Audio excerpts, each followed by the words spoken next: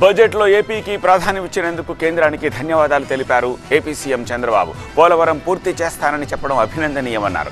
వెంటిలేటర్పై ఉన్న ఏపీకి ఆక్సిజన్ ఇచ్చి బతికించారని తెలిపారు. అమరావతికి నిధులు కేటాయించిన కేంద్రానికి డిప్యూటీ సీఎం పవన్ కళ్యాణ్ కృతజ్ఞతలు చెప్పారు. అమరావతి బాధ్యత కేంద్రం తీసుకుందని, పోలవరం ప్రాజెక్టుకు కేంద్రం కట్టుబడి ఉందని ఏపీ బీజేపీ చీఫ్ పురంధేశ్వరి తెలిపారు. గట్టిగా అడిగితే ఇది కూడా యాడ్ చేశారు. ఈ 8 జిల్లాలకు కూడా ఆర్థిక సహాయం చేస్తామని ముందుకు వచ్చారు. దానికి కూడా మనస్ఫూర్తిగా మనం అడిగిన డిమాండ్స్ ఉన్నాయి, అవన్నీ వర్కౌట్ చేస్తాం. ఇది కూడా మనం ముందుకు తీసుకెళ్తాం. ఇది కాకుండా ఎకనామిక్ గ్రోత్కి మన దగ్గర డబ్బులు లేవు. దీనికి క్యాపిటల్ ఎక్స్పెండిచర్ కింద, ఇన్వెస్ట్మెంట్ కింద కేంద్రాన్ని ఆర్థిక సహాయం అడిగాం. దానికి కూడా ముందుకు వచ్చారు అధ్యక్ష.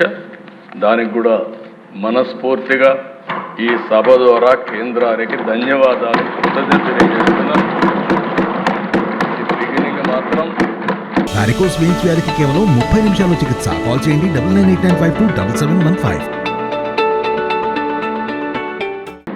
వెంటిలేటర్ పై నుండి ఆంధ్రప్రదేశ్ రాష్ట్ర ఆర్థిక వ్యవస్థకి ఇప్పుడు ఆక్సిజన్ ఇచ్చారు.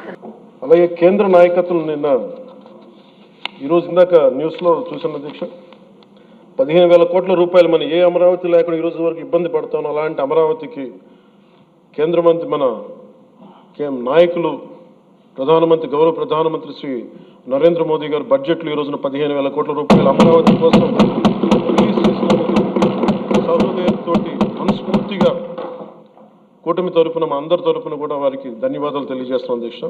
దానికి 15,000 కోట్లు కేటాయించడం మాత్రమే కాకుండా ఇంకా ఇతర సంస్థల నుండి కూడా వనరుల్ని తీసుకొచ్చే విధంగా మేము మార్గం సుగమం చేస్తాము అని చెబుతూ సావరెన్ గ్యారంటీ మేము ఇస్తామని చెప్పి కేంద్ర ప్రభుత్వం చెప్పినటువంటి అంశం కనుక కేంద్ర ప్రభుత్వం అమరావతి బాధ్యత తీసుకున్నది అని చెప్పి మీ మాధ్యమంగా ప్రజలకి తెలియజేస్తున్నాను.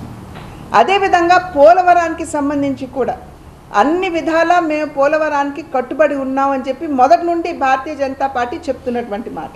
నిర్మలా సీతారామన్ గారు పోలవరం నిర్మాణానికి సంపూర్ణమైనటువంటి సహకారాన్ని అందిస్తామని చెప్పి వారు ఇవాళ ప్రస్ఫుటంగా చెప్పినటువంటి విషయం.